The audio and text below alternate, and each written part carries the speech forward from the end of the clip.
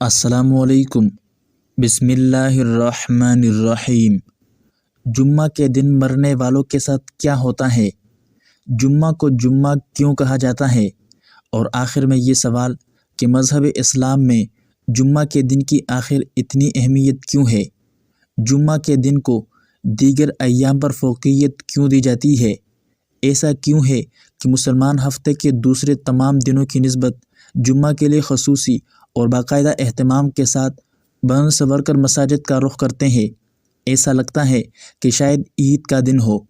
آئیے ان تمام سوالوں کے جواب ڈھونڈنے کی کوشش کرتے ہیں۔ محترم ناظرین، اللہ تعالیٰ نے اپنی قدرت سے ساری کائنات پیدا فرمائی اور ان میں سے بعض کو بعض پر فوقیت دی، 7 دن بنائے اور جمعہ کے دن کو دیگر ایام پر فوقیت دی۔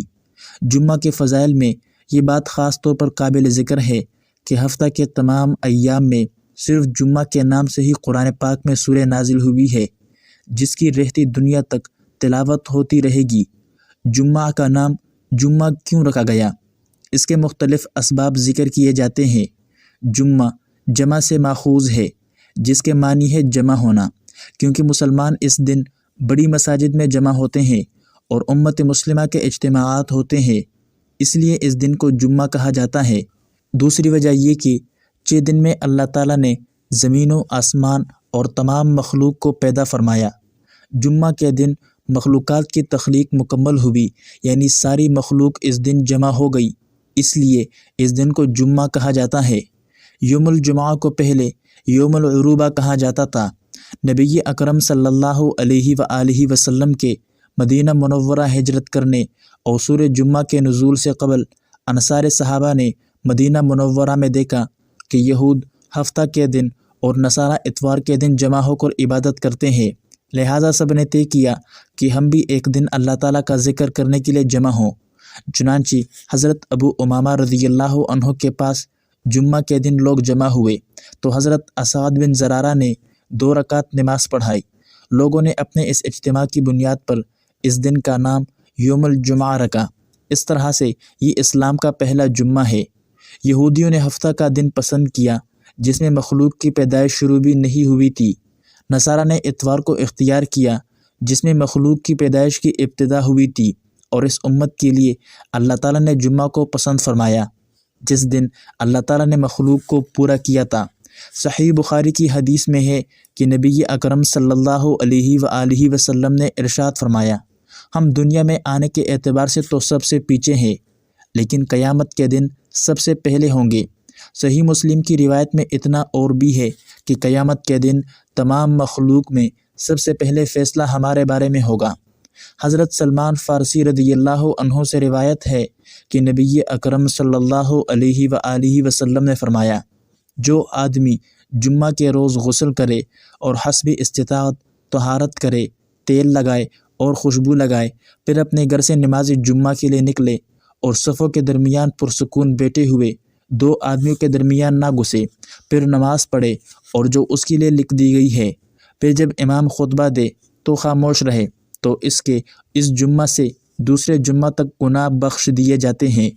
حضرت ابو ہریرہ رضی اللہ عنہ سے روایت ہے کہ رسول خدا صلی اللہ علیہ وآلہ وسلم نے فرمایا، جمعہ کے روز کا ذکر کرتے ہوئے فرمایا کہ اس میں ایک ساعت ہے، جو بندے مسلمان اسے پائے اور وہ کھڑا ہو کر نماز پڑھ رہا ہو تو اللہ تعالیٰ سے جو چیز مانگے گا وہی عطا فرما دی جائے گی، اور ہاتھ کے اشارے سے بتایا کہ وہ قلیل وقت ہے۔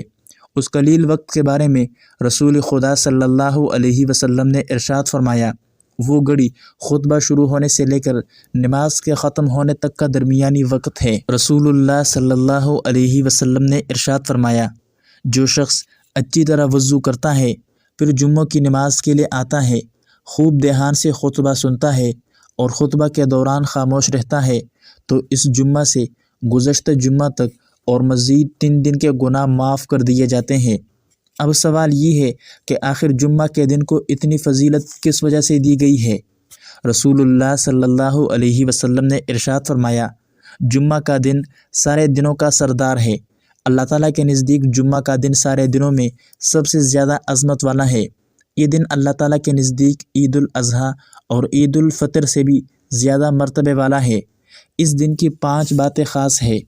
نمبر 1، اس دن اللہ تعالیٰ نے حضرت آدم علیہ السلام کو پیدا فرمایا۔ نمبر 2، اسی دن ان کو زمین پہ اتارا۔ نمبر 3، اسی دن ان کو موت دی۔ نمبر 4، اس دن میں ایک گھڑی ایسی ہے کہ بندہ اس میں جو چیز بھی مانگتا ہے اللہ تعالیٰ اس کو ضرور عطا فرماتے ہیں، بشرط یہ کہ کسی حرام چیز کا سوال نہ کرے۔ اور نمبر 5، اسی دن قیامت قائم ہوگی۔ تمام مقرب فرشتے، آسمان، زمین، ہوائیں، پہاڑ، سمندر سب جمعہ کے دن سے گھبراتے ہیں کہ کہیں قیامت قائم نہ ہو جائے، اس لیے کہ قیامت جمعہ کے دن ہی آئے گی۔ جو لوگ جمعہ کے دن فوت ہو جاتے ہیں تو ان کے ساتھ کیا سلوک کیا جاتا ہے؟ تو ناظرین، جمعہ کے فضائل میں سے ایک اہم فضیلت یہ ہے، حضرت عبداللہ بن عمرو بن عاص رضی اللہ عنہ سے روایت ہے کہ رسول خدا صلی اللہ علیہ وسلم نے فرمایا کہ جو مسلمان جمعہ کے دن یا جمعہ کی شب مرتا ہے اللہ تعالیٰ قبر کی آزمائش سے اس کی حفاظت فرماتے ہیں۔ حضرت انس رضی اللہ عنہ کی روایت میں ہے کہ آپ صلی اللہ علیہ وآلہ وسلم نے فرمایا، جمعہ کے دن جس کی موت ہوگی وہ عذاب قبر سے محفوظ رہے گا۔ محدثین کے درمیان یہ اختلاف ہے کہ ہمیشہ کے لیے قبر کا عذاب اس سے اٹھا لیا جاتا ہے یا صرف رمضان تک یا صرف جمعہ کو۔